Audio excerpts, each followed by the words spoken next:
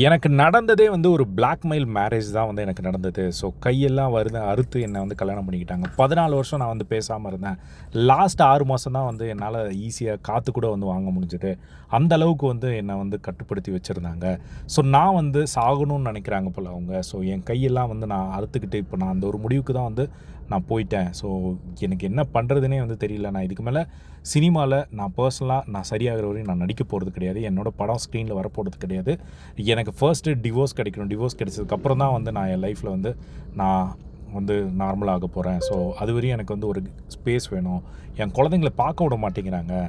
என் குழந்தை கூட வந்து பேச விட மாட்டேங்கிறாங்க. எல்லாத்தையும் பிளாக் பண்ணி வச்சுருக்காங்க அப்படின்னு சொல்லி ஏகப்பட்ட ஒரு இன்டர்வியூ வந்து கொடுத்துருக்காரு. அதில் ஏகப்பட்ட விஷயங்கள் வந்து சொல்லியிருக்காரு.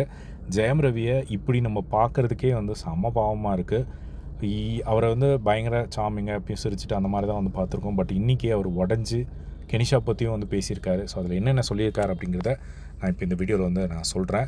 ஸோ ஃபர்ஸ்ட் எடுத்தோடனே அவர் சொல்கிறது அவ்வளோதாங்க, நான் இதுக்கு மேலே என்னோடய படம் ஸ்க்ரீனில் வராது. எனக்கு ப்ராப்பராக டிவோர்ஸ் கிடைக்கிற வரையும் நான் நடிக்க போகிறது கிடையாது. என்னால் நடிக்க முடியலைங்க அப்படிங்கிற மாதிரியே வந்து அவர் சொல்கிறாரு. அதுக்கப்புறமா வந்து சொந்த உழைப்பில் வந்து நான் அவ்வளோ அச்சீவ் பண்ணியிருக்கேன். ஸோ இவங்க வந்து ஃபேமிலி தான் எனக்கு எல்லாமே இருந்திருக்கு. இத்தனை வருஷமாக நான் 14 வருஷமாக பேசாமல் இருந்ததுக்கான காரணம் தப்பு தான். நான் இப்போ பேசியிருக்கணும், நான் எப்போயோ வந்து பேசியிருக்கணும். இவங்க வந்து எல்லாத்துக்கும் இவன் பொறுத்து போயிடுவான் அப்படின்ற மாதிரி வந்து நினச்சிக்கிட்டாங்க. என் குழந்தைங்களுக்கு மேலே என் பாசம் இல்லைன்னு சொல்லி நீங்கள் எப்படிங்க பேசுவீங்க? 50 லட்ச ரூபா ஃபீஸ் கட்டியிருக்கேன் நான். அவங்க லைஃப்பை வந்து எப்படியாவது நல்லா முன்னேற்றணும் அப்படின்னு சொல்லி நான் அவ்வளோ போராடி இருக்கேன். பாசத்தை பற்றி நீங்கள் பேசாதீங்க. ஸோ என் சின்ன பையன் கூட டெய்லியும் நைட்டு வந்து செஸ் விளையாடுவாங்க. டெய்லியும் வந்து அவன் செஸ் கற்றுப்பான். அவங்ககிட்ட தோற்று போவாங்க. என் பாசத்தை பற்றி என்கிட்ட கேட்காதீங்க. அவங்கள வந்து பார்க்க விட மாட்டேங்கிறாங்க. ஸ்கூலுக்கு போகிற இடத்துல பாடி கார்டு அனுப்புகிறாங்க. ஃபோனை வந்து பிளாக் பண்ணி வச்சுருக்காங்க. எதுவுமே வந்து என்னை ஆக்சஸே பண்ண விட மாட்டேங்கிறாங்க என் குழந்தை கூட. அந்த அளவுக்கு வந்து என்னை வந்து கொடுமைப்படுத்திக்கிட்டு இருக்காங்க. ஸோ கெனிஷா வந்து எனக்காக ஒருத்தவங்க இருந்தாங்க. ஸோ இப்போ அவங்களையும் வந்து சைபர் புல்லிங் பண்ணி எல்லாத்தையும் வந்து அமுச்சு விட்டீங்க. ஸோ இப்போது எல்லாேருக்கும் சந்தோஷம் தான் நினைக்கிறேன். ஸோ எனக்கு கஷ்டத்தில் வந்து அவ்வளோ கஷ்டம் இருக்கும்போது என் கூட இருந்தவங்க அவங்க வேறு யாருமே வந்து வரலைங்க. எனக்கு என்னங்க, எனக்கு இப்போ எனக்கு அழகான நடிகை கூட நடிக்கிறது தாங்க என் வேலையே.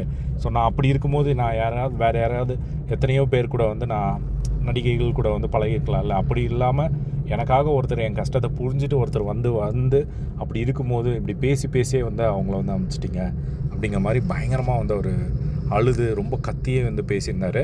வந்து கல்யாணத்தில் வந்து பார்த்திங்கன்னா, கல்யாணம் ஆனதுக்கப்புறம் எங்கள் மேலே ஒரு சின்ன அன்பு கூட இல்லைங்க. நம்பி எல்லாமே கொடுத்தேன்.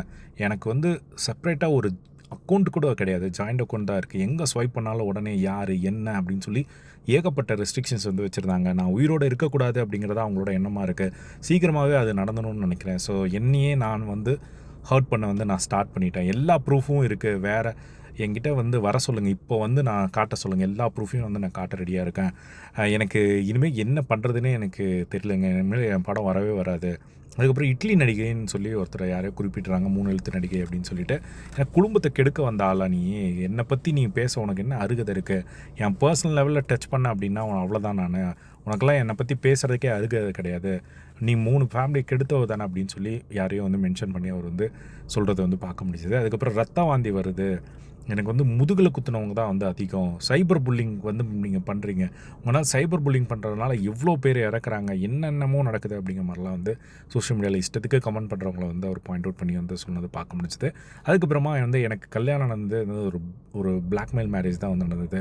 கையை அறுத்துட்டு அவங்க வந்து எனக்கு கல்யாணம் பண்ணியே ஆகணும் அப்படின்னு சொல்லி வந்து அவங்க பண்ணாங்க. ஸோ லாஸ்ட்டு 2 வருஷமாக தான் வந்து ஒரு ப்ராப்பராக என்னால் காற்று கூட வாங்கி நான் வந்து அந்த விஷயத்துலேருந்து வெளியே வந்து சுதந்திரமாக வந்து நான் இருக்கேன். ஸோ இப்போ அதுவும் வந்து பிடிக்காமல் இப்போ இந்த மாதிரி வந்து பண்ணிகிட்ருக்காங்க. எனக்கு இப்போ ஃபைனலாக என்ன சொல்ல வரேன் அப்படின்னா, எனக்கு வந்து டிவோர்ஸ் ஆகிற வரையும் நான் நடிக்க போகிறது கிடையாது.